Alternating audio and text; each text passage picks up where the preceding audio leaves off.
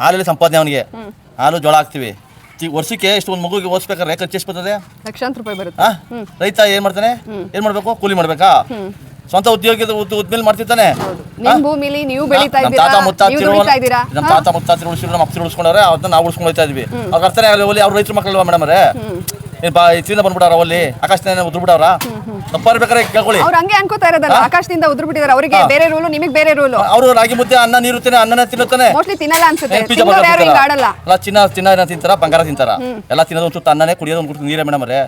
ಒಂದ್ ಮಕ್ಳು ಮನೇಲಿ ಓದಿಸ್ಬೇಕಾರೆ ಒಬ್ಬ ರೈತ ಸಂಸಾರಕ್ಕೆ ಎಷ್ಟು ಕಷ್ಟ, ಒಂದ್ ಜೀವನ ನಡೆಸ್ಬೇಕಾರೆ ಎಷ್ಟು ಕಷ್ಟ ನಿಮ್ಗೂ ಅರ್ಥ ಆಯ್ತು ತಾನೆ? 1 ಲಕ್ಷ ರೂಪಾಯಿ ಬೇಕು.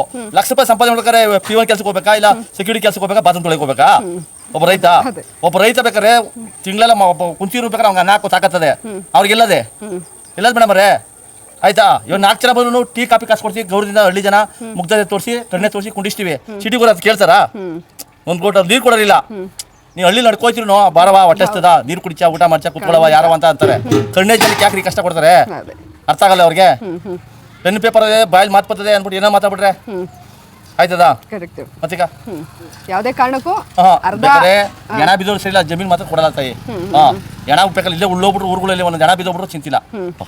ಅದಂತೂ ಸತ್ಯ. ಲಾಸ್ಟ್ ಟೈಮ್ ಕೋವಿಡ್ ಆಗಿತ್ತಲ್ಲ, ಆ ಟೈಮಲ್ಲಿ ಎಲ್ಲರೂ ITBT ಮತ್ತು ಅನದರ್ಸ್ ಕಂಪ್ನಿಯವರು ಬಿಟ್ಟು ಮತ್ತೆ ಹೈನುಗಾರಿಕೆ ಮತ್ತು ವ್ಯವಸಾಯದ ಕಡೆ ಮುಖ ಮಾಡಿದ್ರಲ್ವಾ. ಇವಾಗ ಅವರೆಲ್ಲ ಮತ್ತೆ ಕಂಟಿನ್ಯೂ ಮಾಡ್ತಿದ್ದಾರೆ. ಅವ್ರಿಗೆ 1 ಲಕ್ಷ, 1.5 ಲಕ್ಷ, 2 ಲಕ್ಷ ಎಲ್ಲ ಸ್ಯಾಲರಿ ಇತ್ತು.